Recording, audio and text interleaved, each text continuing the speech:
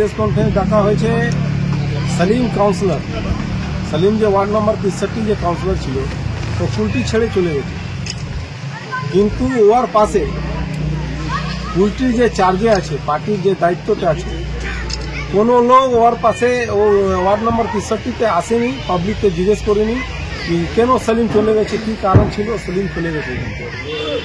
সেই জন্য মূল কারণ ছিল এটাই, আজকে আমরা প্রেস করে এটা জানাবো যে সলিম কেন চলে গেছে।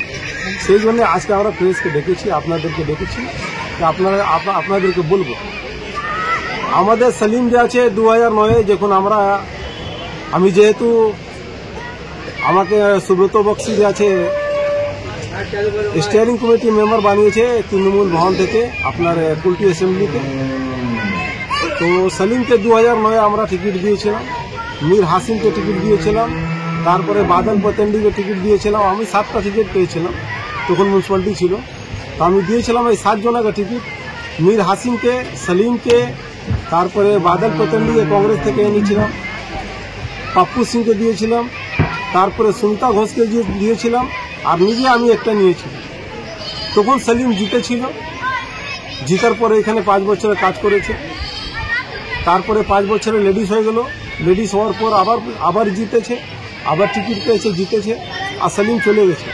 কিন্তু পার্টির কোনো লোক এখানে বলুন ব্লক প্রেসিডেন্ট কিংবা কুলটিতে যে দায়িত্বতে রয়েছেন চেয়ারম্যান, ডিস্ট্রিক্ট চেয়ারম্যান, কেউ এইখানে আসেনি জিজ্ঞেস করতে পাবলিককে কি কেন সলিম চলে গেছে, কি কারণে চলে গেছে, কিভাবে এর সমাধানটা হবে, কেউ জিজ্ঞেস করতে পারেনি।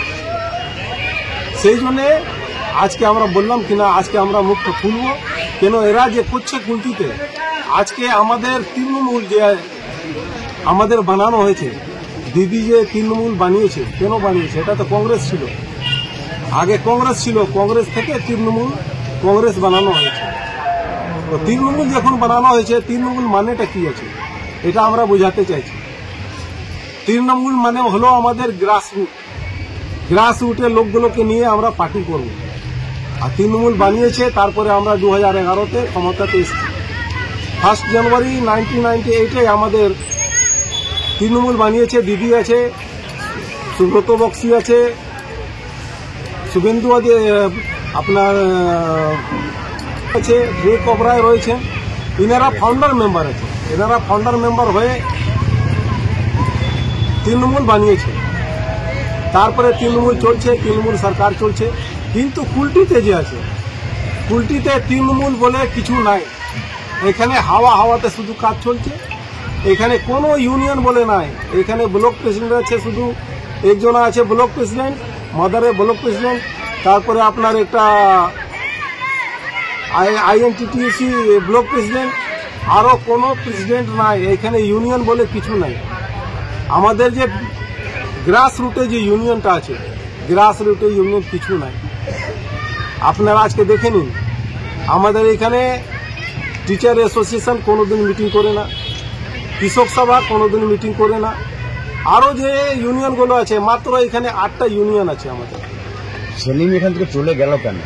সলিম চলে গেল, সলিমের কি ধার হয়েছে না হয়েছে, কিন্তু এইখানে পার্টিকে তো আসা উচিত ছিল, পার্টির লোকগুলোকে আসা উচিত ছিল, পার্টির যে দায়িত্বটা আছে কুলটিতে ওকে আসা উচিত ছিল, ব্লক প্রেসিডেন্ট হোক কিংবা চেয়ারম্যান হোক, এদেরকে তো আসা উচিত ছিল, এসে জিজ্ঞেস করতো 63 নম্বর ওয়ার্ডে কি কেন সলিম চলে গেছে, কি কারণ ছিল, কোথায় গিয়েছে, কিভাবে আর সমাধানটা হবে, এখানকার মানুষ কিভাবে। আপনাদের কি মনে হয় কি কারণে চলে গেছে? ওর উপরে কিছু চাপ পড়েছে, কিছু লোকগুলো চিঠি দিয়েছিল কি তোমরা ছট পূজা পরে এখান থেকে চলে যাও, না হলে তোমাদের জানটা চলে যাবে, ফ্যামিলি নিয়ে চলে যাও, না হলে তুমি মারা যাবে, সেই জন্যই চলে যাবে।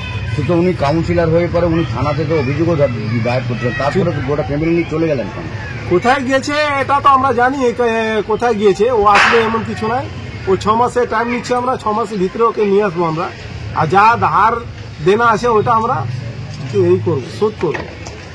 কিন্তু কুলটির পার্টির দায়িত্ব ছিল কিনা এটা বলুন আপনি, পার্টির দায়িত্ব ছিল কিনা? একটা টিএমসির কাউন্সিলর এইখান থেকে চলে গেছে, কিন্তু পার্টি কোনোদিন খোঁজ নিতে আসেনি,